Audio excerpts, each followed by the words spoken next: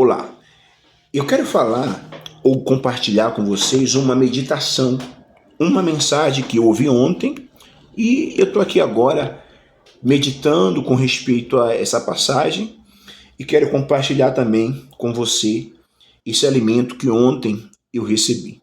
Diz assim, Lucas 7, lá no versículo 11, onde fala sobre o filho da viúva de Naim que ressuscitou.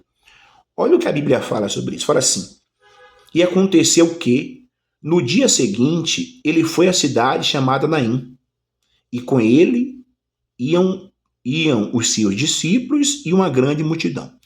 Quem foi para Naim? Jesus. Jesus, ele se dirigiu a Naim, e todos sabemos que aonde Jesus estava, ali também estava uma grande multidão. Também os seus discípulos, né? Isso é um fato.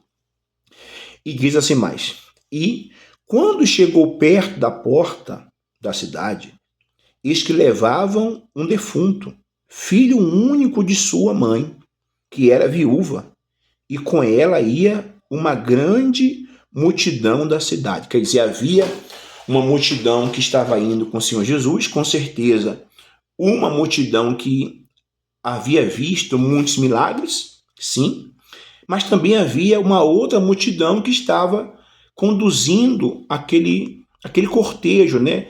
Estava conduzindo aquele sepultamento. Estavam indo em direção, provavelmente, ao cemitério, digamos assim, para fazer o sepultamento daquele jovem, o filho da viúva de Naim. E quando chegou perto da porta da cidade, eis que levavam um defunto, filho único de sua mãe, que era viúva, e com ela ia uma grande multidão da cidade. Você vê que a Bíblia deixa claro que ele era filho único, ela não tinha outro filho e que ela era viúva. Por quê? Porque naquela época a mulher era extremamente dependente, tanto do marido quanto do filho, né? Então, uma vez que ela havia perdido o marido, por ser viúva, e perdeu o filho, é como se ela tivesse ficado só. Tiraram o chão dos pés dela, né? Essa é a verdade. E diz assim também: e vendo-a, o Senhor moveu-se de íntima compaixão por ela e lhe disse: não chore. Quer dizer, Jesus, ele viu aquela mulher, ele viu, quer dizer, mesmo diante daquela multidão, Jesus a viu. E uma vez que ele viu aquela mulher, aquela viúva, aquela mãe, ele moveu-se de compaixão dela, ele teve compaixão, ele teve misericórdia dela, ele sentiu a dor daquela mulher. Você está aí de repente e você fala assim: não, ninguém me vê, eu estou diante de um problema, de uma situação, mas ninguém está me vendo. Há quem diga assim: será que Deus tem visto a minha dor? Será que Deus tem visto o meu sofrimento? Pode ter certeza disso. Jesus, ele vê. Jesus, ele vê o quanto você está sofrendo. Ele vê as suas lutas, ele vê as suas aflições, as suas decepções. Há quem esteja acamado, internado, hospitalizado, desenganado pelos médicos. Há quem esteja endividado, falido, quebrado, quem foi abandonado, não importa a sua situação. Há quem diga assim: eu perdi um familiar, eu perdi o ente querido. Poxa, eu perdi a pessoa que eu mais amava. Pronto, Jesus, ele está te vendo. E pode ter certeza que ele tem misericórdia de você.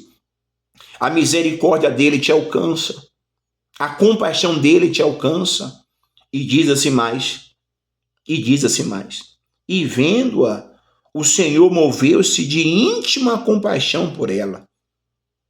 E disse-lhe: não chores. E chegando-se, tocou o esquife, e os que levavam pararam. E disse: jovem, te digo, levanta-te. E o que fora defunto, ou que estivera morto, assentou-se e começou a falar. Você vê que a primeira atitude de Jesus diante daquela mulher foi dizer para ela: não chore. Parece duro, né? Mas o não chorar É você confiar. Há quem esteja chorando aí agora. Chorando porque perdeu, porque algo aconteceu. Eu sei que tem situações que nos levam a chorar. Isso é uma realidade. Mas você não pode se entregar a esse choro. Você não pode se entregar a essa lágrima, a essa tristeza. O próprio Jesus mandou, pediu para aquela mulher, ó, não chores. O não chorar quer dizer você confiar. Eu confio, eu acredito. Ah, meu amigo, eu tenho certeza que o milagre aconteceu, provavelmente porque quando Jesus falou para que ela não chorasse, ela parou de chorar. Provavelmente ela estava em lágrimas. Você pode imaginar uma mãe que perdeu o filho? Ela deveria estar em lágrimas, chorando, triste, desesperada. O que é comum, o que é normal. É normal isso. Mas quando Jesus mandou que ela parasse de chorar, eu acredito que na hora ela parou de chorar. Na hora. Ali ela expressou a fé, ela expressou a confiança dela em Deus. E na hora que ele mandou ela parar de chorar, ele se dirigiu ao rapaz que estava no caixão e disse assim, ó, e chegando se tocou o esquife e os que levavam pararam e disse, jovem, a ti te digo, levanta-te. E o que fora defunto assentou-se e começou a falar e o entregou à sua mãe. Quer dizer, provavelmente na hora ela parou de chorar porque a fé dela foi despertada e Jesus ele se dirigiu ao caixão, ao rapaz que estava morto e falou assim, levanta-te.